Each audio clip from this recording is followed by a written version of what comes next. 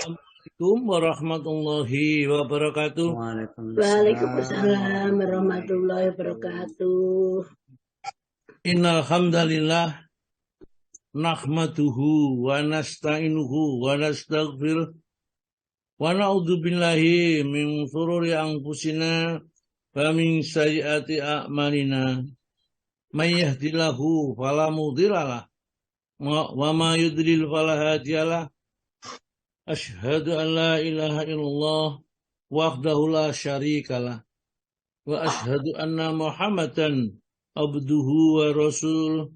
Allahumma salli wa sallim wa barik ala Muhammadin wa ala alihi wa ashabi ajma'in. Subhanaka la ilma lana illa ma 'allamtana innaka antal alimul hakim. Allahumma iftah lana hikmataka wansur alaina rahmataka min khuzaini rahmatika ya arhamar rahimin. Wallahu ta'ala fi kitabil karim. A'udzu billahi minasyaitonir rajim. Ya ayyuhalladzina amanu taqullaha haqqa tuqatih wa la tamutunna illa wa antum muslimun. Ya ayuhan nasu taqu rabbakumul ladzi khalaqakum min nafsin wahidah wa khalaqa minha zawjaha wa bassa minhuma rijalan katsiran wan nisaa wattaqullaha alladzi tasaaluna bihi wal arham innallaha kana 'alaikum raqiba.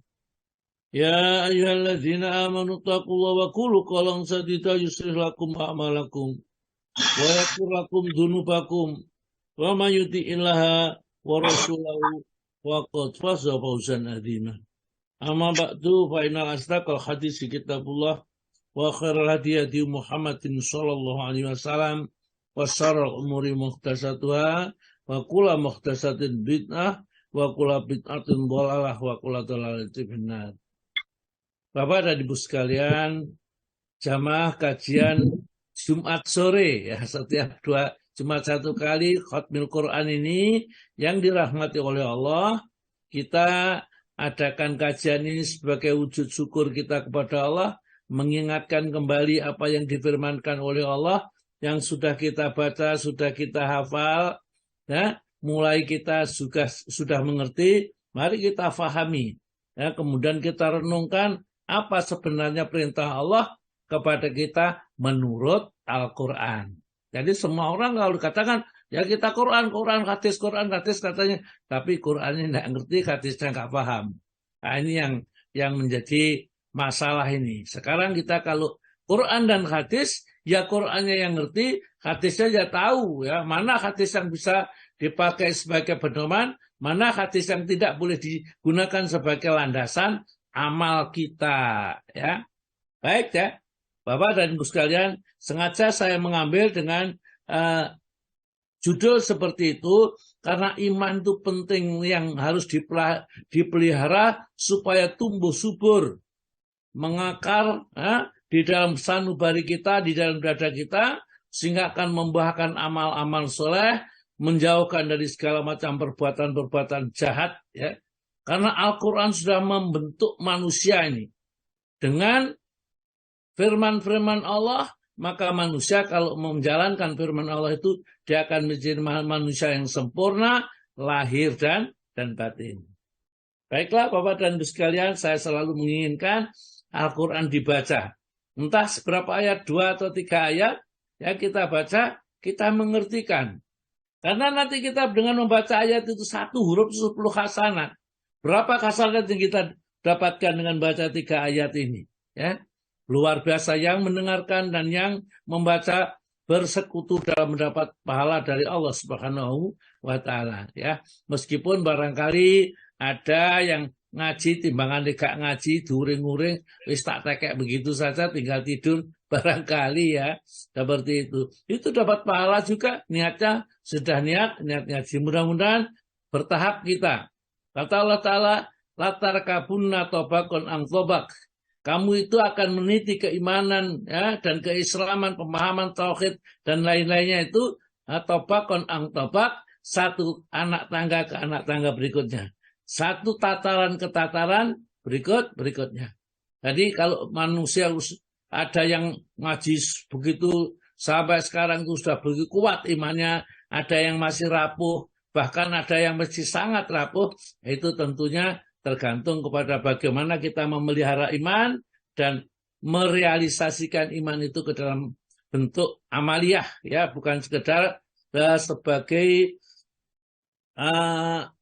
acuan atau sebagai ucapan saja yang tidak ada wujud prakteknya. Baiklah, ya. Jadi di sini saya akan mengangkat itu karena iman yang kita miliki harus sempurna. Kalau iman tidak sempurna, maka amal-amal yang kita akidah yang kita berdiri di atas iman itu juga akan rapuh. Sempurnanya iman dengan ilmu. Maka itu kita harus belajar terus mencari ilmu. Karena tidak akan tertanam la ilaha illallah ke dalam hati kita ini kecuali dengan ilmu. Dan ilmunya dari mana? Ya dari Al-Quran dan Sunnah, ilmu la ilaha illallah ini. Supaya kita mengerti prakteknya. Karena seluruh nabi yang diutus oleh Allah Subhanahu wa ta'ala ke muka bumi ini untuk membimbing umatnya itu mengenalkan la ilaha illallah dan praktek la ilaha illallah bagaimana. Masing-masing nabi ditugasi seperti itu. Dan sudah menjadi sunnatullah, orang itu kalau menyampaikan tauhid la ilaha illallah pasti banyak musuhnya, banyak tidak seneng, ya. Yang paling disenangi orang itu menyampaikan akhlak enak, soalnya kan menanyakan ini kamu harus begini, berbuat ini dan ini, ya. Nggak akan yang memusuhi, karena itu semua baik seperti itu. Tapi kalau menerangkan tauhid, ya, kemudian kita tentunya membencinya syirik, pada kesirikan-kesirikan itu masih banyak bersarang di sebagian di antara kita, di relung hati kita masih ada. Nah ini kalau disentuh, setan yang berada di situ berontak, ya. Udah gak usah ngaji-ngajian, ya. Ini nyindir terus, ya, nyindir terus. Sebenarnya nggak ada yang orang nyindir itu, tapi karena dia tersindir, ya akhirnya nggak jadi ngaji. Baiklah, yang membaca Quran sekarang siapa? Pak HMA? Buati Ustaz, Buati Oh, Adi. Bu Wati. Nggih, monggo Bu Wati dibaca 3 Ibu ayat saja. Ibu Wati tadi saya sampaikan. Ya. Ya, monggo Bu Wati dibaca Ke 59 ayat 18 sampai 20. Ya, betul Bu. ke 23 ayat, Bu. Syaitonirrajim. Bismillahirrahmanirrahim. Ya ayyuhalladzina amanu taqullaha wal tandur nafsum ma qaddamat ligod. Wattaqullah innallaha khabirum bima ta'malun. La takunu ladzina nasullaha fa'ansahum anfusahum ulaika humul fasikun. Yastawi ashabun nari wa ashabul jannati humul faizun. Iya. Orang-orang yang beriman, bertakwalah kepada Allah. Perhatikan apa yang telah diperbuatnya untuk hari esok.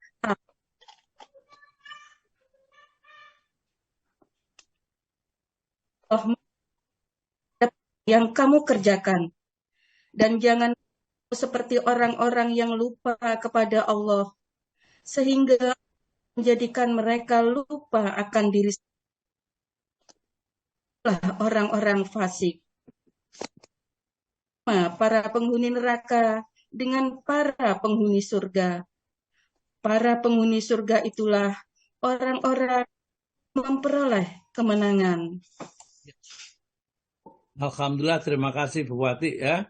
Meskipun sinyalnya agak putus-putus, tapi insya Allah jelas ya apa yang dibaca juga salah. Baiklah, Ibu. Jadi iman itu memang sangat kita perlukan, dan iman yang kita miliki itu harus terus dipupuk, ya, terus ditumbuh suburkan sehingga meningkat menjadi takwa kepada Allah Ta'ala.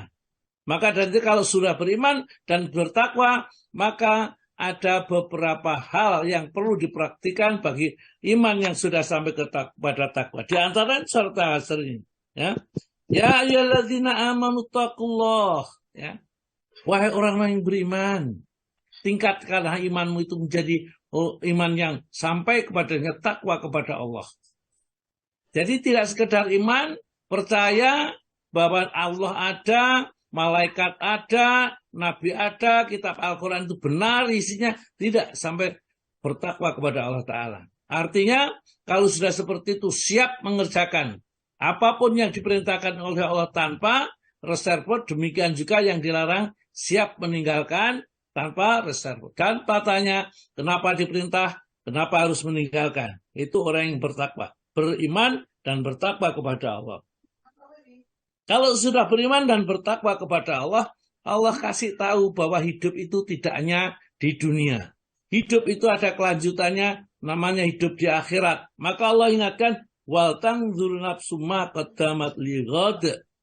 Perhatikan masing-masing orang di antara kalian. Ya. Mata qaddamat lighad, apakah perbuatan yang sudah kau lakukan untuk menyambut saat-saat terjadinya hari kiamat, saat-saat perhitungan amal. Ya. Karena semua amal kita akan dihisap oleh Allah Ta'ala nanti di hari penghisapan ini. Wal tanzur nafsum ma qaddamat lighad. Ya. Perhatikan amalmu. Ya. Semua apa yang kamu kerjakan, kemudian hitung. Kira-kira kamu termasuk orang yang beruntung atau orang yang celaka. Karena amal ini, ya, sebenarnya amal baik itu dilipatkan 10 kali lipat. Amal buruknya adalah tidak dilipat gandakan. 1 dibalas 1. Namun demikian, banyak amal-amal buruk yang kita lakukan, namun kita tidak sadar. Ya. Nah itulah yang disuruh memperhatikan supaya di antara kita jangan sampai lengah ini. Wattaqullah, kembali Allah Ta'ala mengingatkan, senantiasa takwalah kepada Allah. Ya, Innallaha khabirum bima ta'malun, sesungguhnya Allah itu sangat teliti sekali. Seluruh amal yang kita kerjakan, Allah nanti akan pantau dan kita akan ditunjukkan. Ya. Mana, Mas? Sini, Nak. Budui. Tolong dimatikan yang lain ya Bu. Ini suara-suara itu masuk ganggu. Ya. Baik ya, kita lanjutkan. Dan jadi putus-putus gitu ya. Innallaha khabirum bima ta'malun, sesungguhnya Allah sangat teliti sekali terhadap seluruh amal yang kita perbuat. Itulah peringatan dari Allah kita tatkala di dunia ini supaya mempersiapkan nanti. Tatkala ketemu dengan Allah Ta'ala, kita harus sudah membawa amalan-amalan yang bisa menyelamatkan kita. Ya. Kemudian Allah menunjukkan bahwa sesuatu yang buruk kepada sifat manusia ini. Wala takunu kalladzina nasullaha. Janganlah kamu menjadi orang yang lupa kepada Allah. Lupa kepada perintahnya, lupa kepada larang-larangannya. Al-Quran dibaca tapi ya minum-minum terus. Ya. Al-Quran dibaca ya tetap berjudi, tetap berzina, dan tetap melakukan perbuatan-perbuatan yang Allah sangat murka kalau kita kerjakan. Bulan Ramadan tidak puasa, ngakunya seorang muslim. Ya. Anaknya kalau nggak sholat dimarahi, tapi dia sendiri tidak puasa di bulan Ramadan tanpa alasan syar'i. Maka diingatkan oleh Allah, wala takunu kalladzina nasullaha. Jangan kamu menjadi orang yang lupa kepada Allah, lupa kepada larangannya, lupa kepada perintahnya. Karena orang bertakwa itu senantiasa mengingat perintah Allah, dikerjakan perintahnya sak mampunya, dan selalu mengingat larangan Allah. Larangan itu dijauhi, ya, sejauh-jauhnya.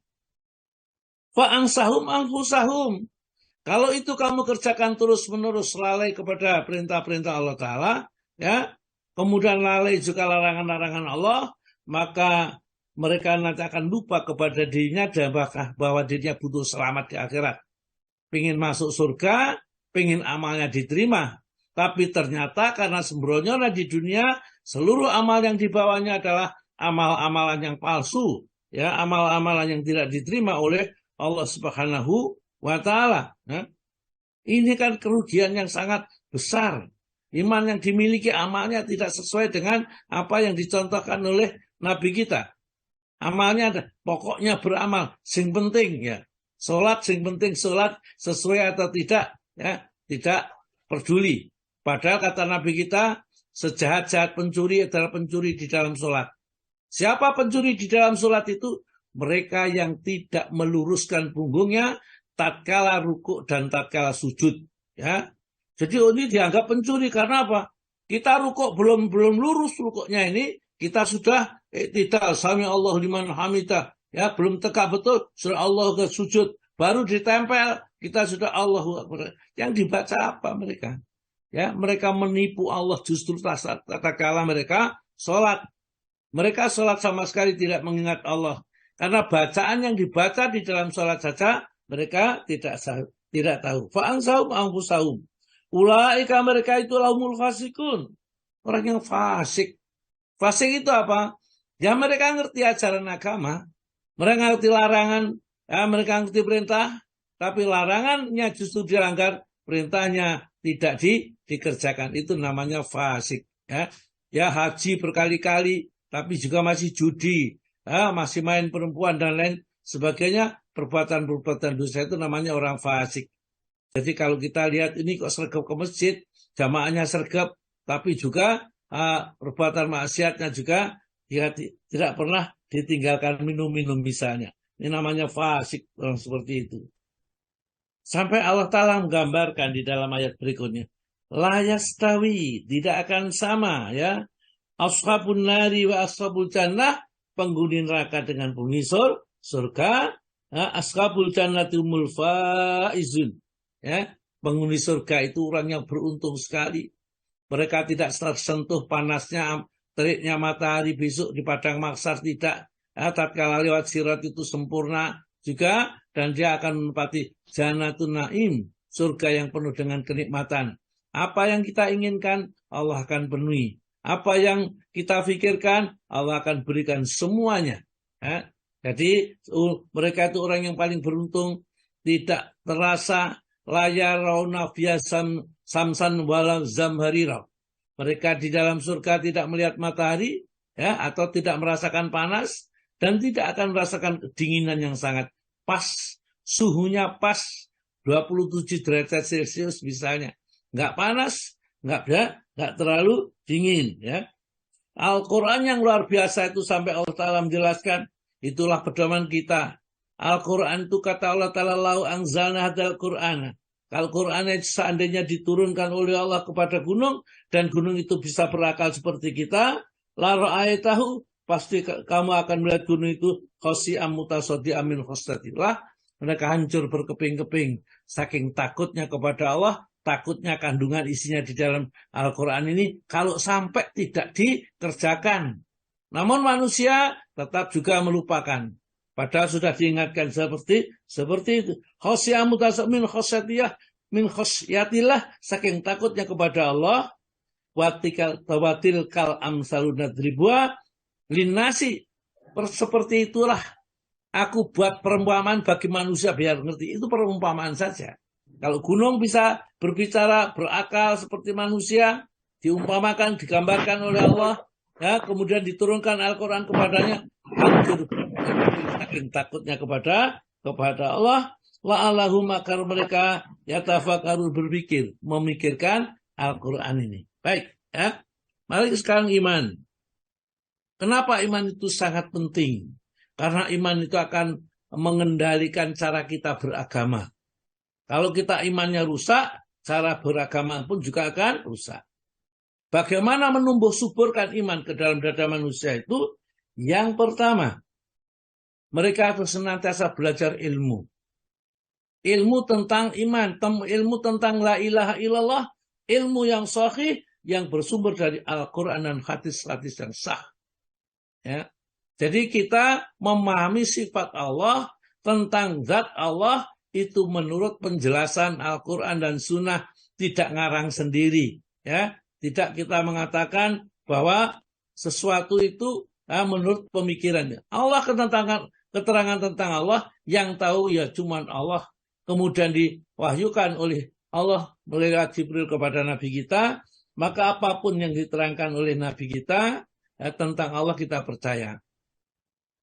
Kalau kita sudah la ilaha illallah, kita sudah berpegang ini, selamat kita sudah. Ya, tetapi ingat penyakitnya, syirik penyakitnya.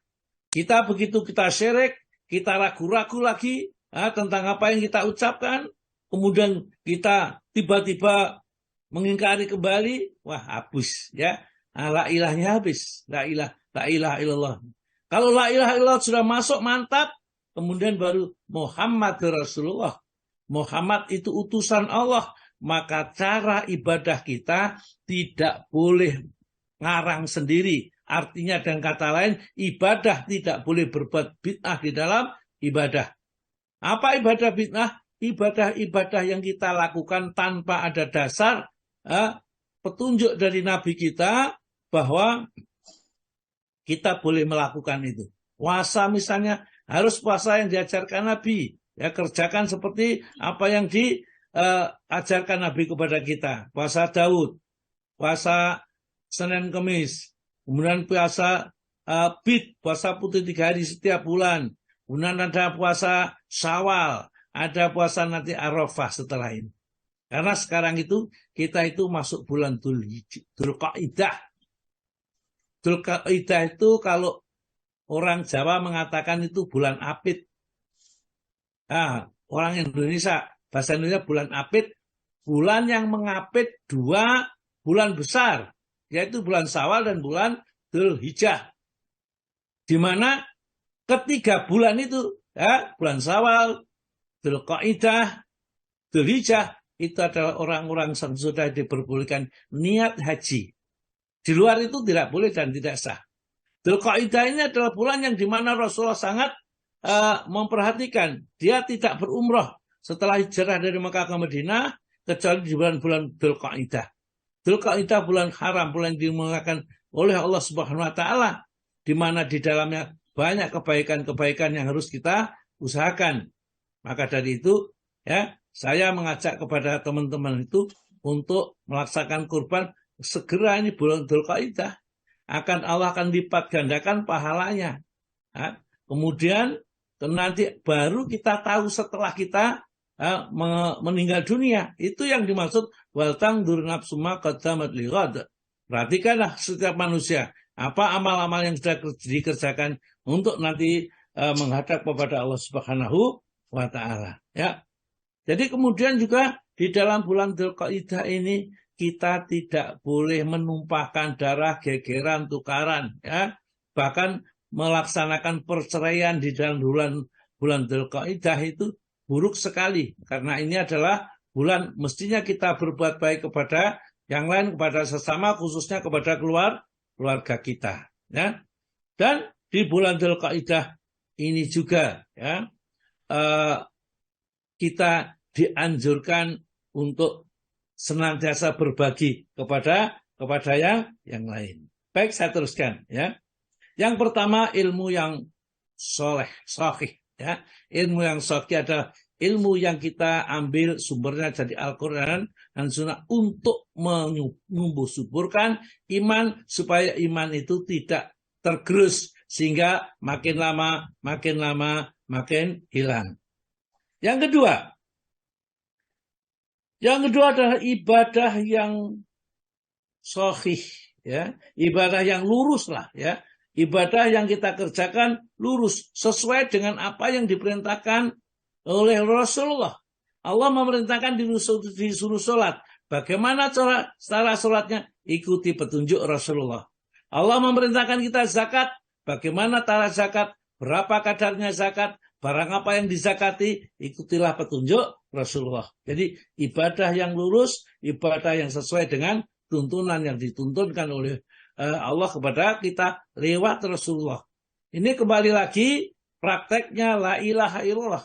Ibadah juga tidak boleh keluar dari apa yang sudah digariskan oleh Nabi kita. Ya, fainal asdaqal hadisi kitabullah. Sebaik-baiknya, sebenar-benarnya, sejujur-jujurnya berita, ucapan, hadis, ya, kata-kata adalah kitabullah. Ya, wa akhirul hadi, dan sebaik-baik petunjuk hadi Rasulullah SAW, petunjuk yang datang dari Rasulullah, wa syarrul umur, dan seburuk-buruk perkara adalah muhtasatuha, perkara yang baru. Wa kullu muhtasatin bid'ah, segala yang baru di dalam ibadah itu namanya bid'ah. Yang ketiga, ibadah yang lurus. Yang keempat, ya,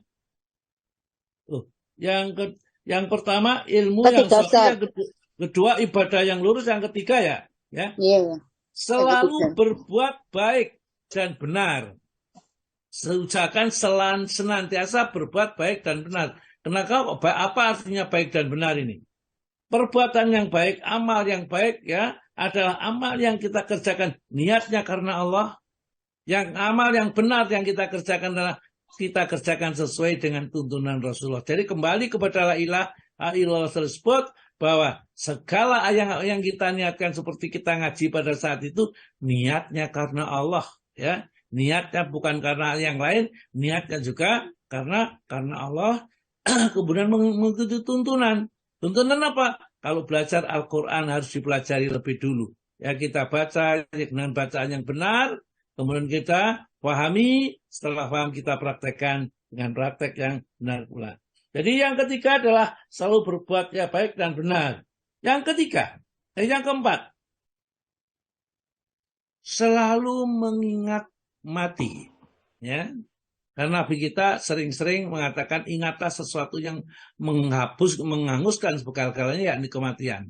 Jadi kalau sudah mati, sudah harta berapapun yang kita miliki kita tinggal.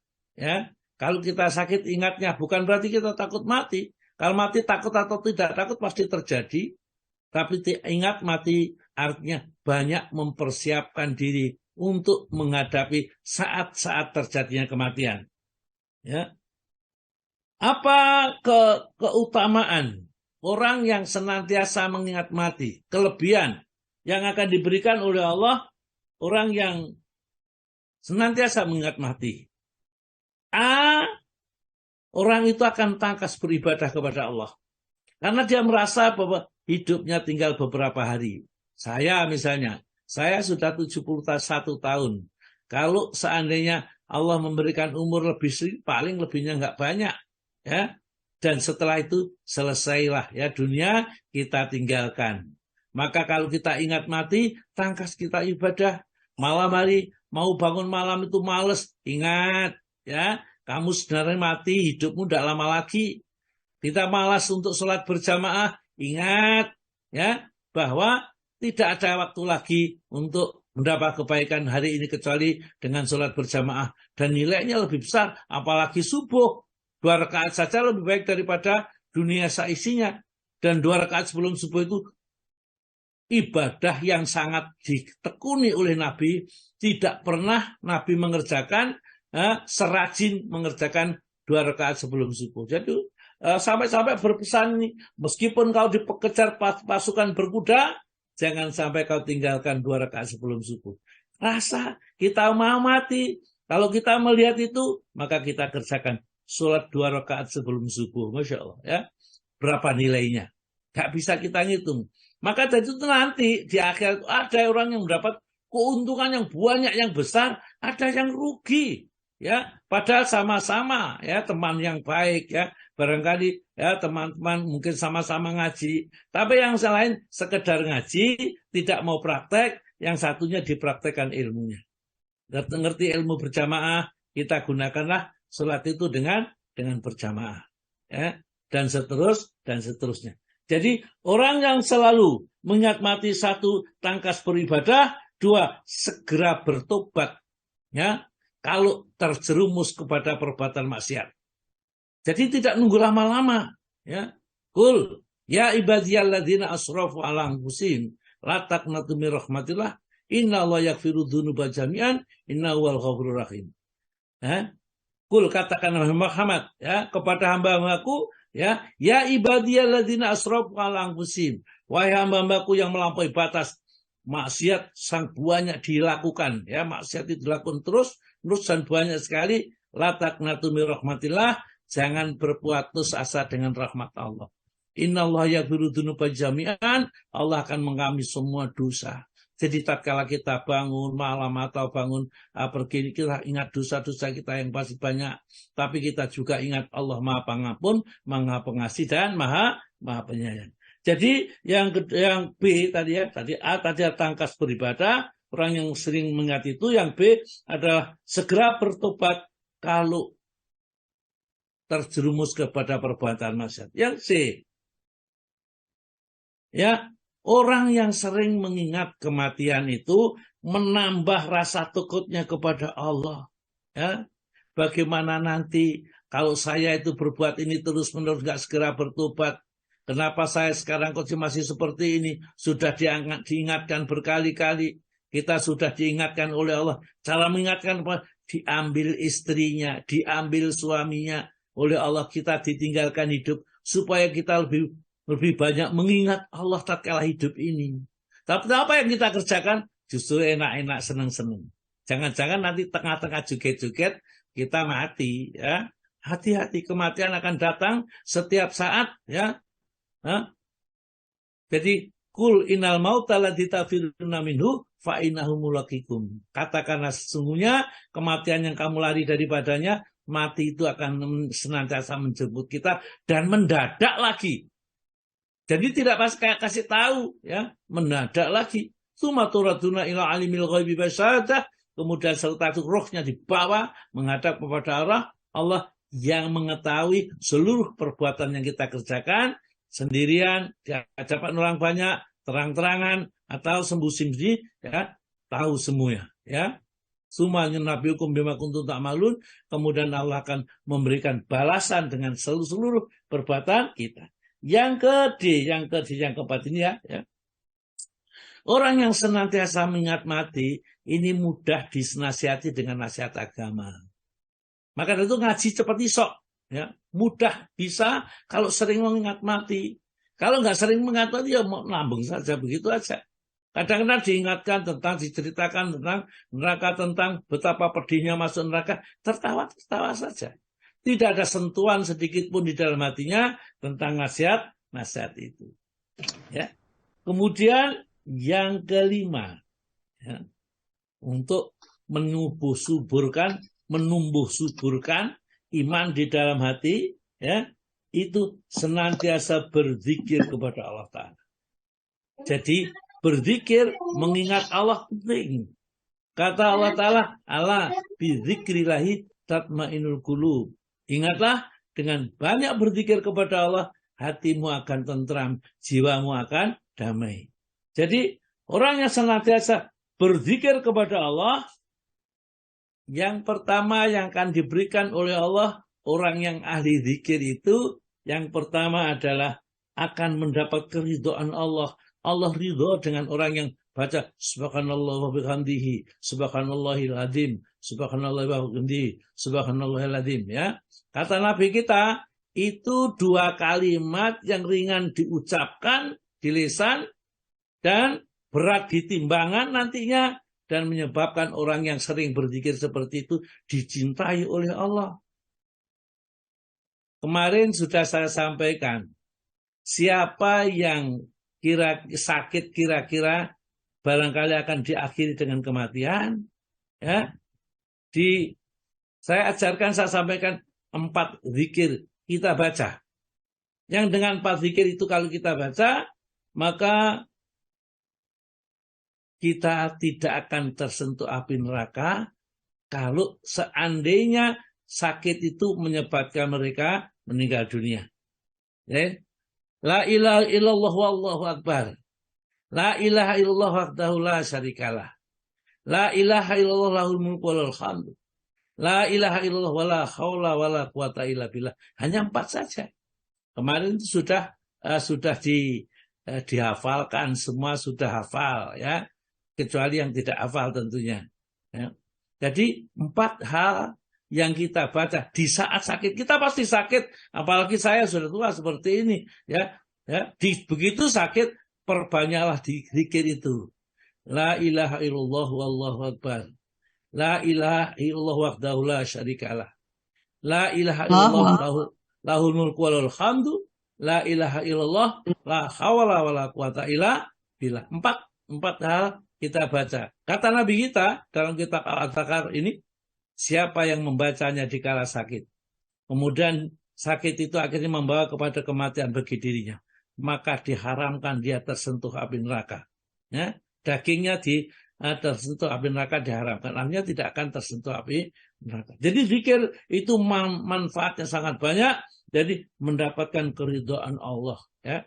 Jadi subhanallah wa hamdihi, subhanallahil azim, subhanallah wa bihamdihi, subhanallahil azim. Itu saja ya akan menyebabkan nanti beratnya amal timbangan kita dan kita menjadi orang yang dicintai oleh Allah, padahal ucapan ini sangat ringan diucapkan di timbu. Yang kedua, orang yang banyak zikir itu akan mendatangkan kegembiraan dan ketentraman hati. Jadi hatinya akan senantiasa gembira. Tadi disebutkan di dalam surat Ar-Ra'd, surat nomor 13 ayat yang ke-28. Ala bidzikrillahi tatma'innul qulub. Ingatlah, dengan berzikir kepada Allah, hatimu akan jadi tentram, tenang, damai. Coba ya, kurang percaya praktekan. Kalau kita sedang marah kepada istri, marah kepada suami, marah kepada anak, berzikirlah kepada Allah Ta'ala. Ingat Allah, bahwa Allah siksanya lebih besar, lebih berat. Penderitaan yang kita alami sekarang ini jauh lebih ringan, lebih kecil dibandingkan apa yang diancamkan oleh Allah kepada kita. Dengan berzikir kepada Allah, ingat kepada Allah, maka semua persoalan yang di dunia itu jadi ringan. Ya?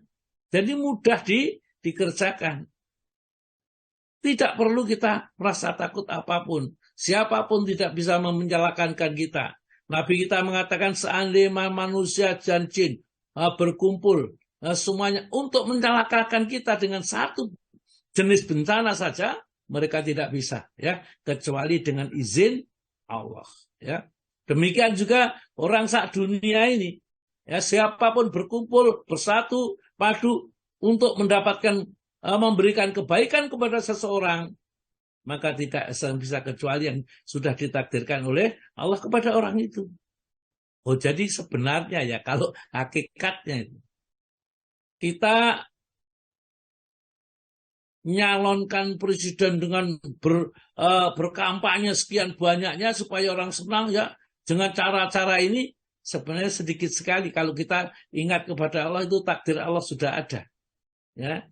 Siapa yang nanti setelah ini jadi presiden sudah selesai. Kita tidak usah seribut-ribut karena semua aturan itu sudah selesai. Tatkala janin di dalam perut ibunya, ya, umurnya 4 bulan, maka sudah ditiupkan satu ruh, ya. Setelah ditiupkan roh diberikan 4 ketetapan. 1 ajalnya, 2 rezekinya, 3 perbuatannya, 4 dia termasuk orang celaka, orang yang bahagia. Sudah selesai, kata Nabi kita. Demi Allah, seseorang berbuat dengan perbuatan yang baik, ya, perbuatan ahli surga, ya, sehingga seakan-akan jarak antara dia dengan surga tinggal 1 jengkal. Tapi ketetapan di Lauhul Mahfuz, ketetapan dunia yang dulu di dalam azali menetapkan dia calon penghuni neraka.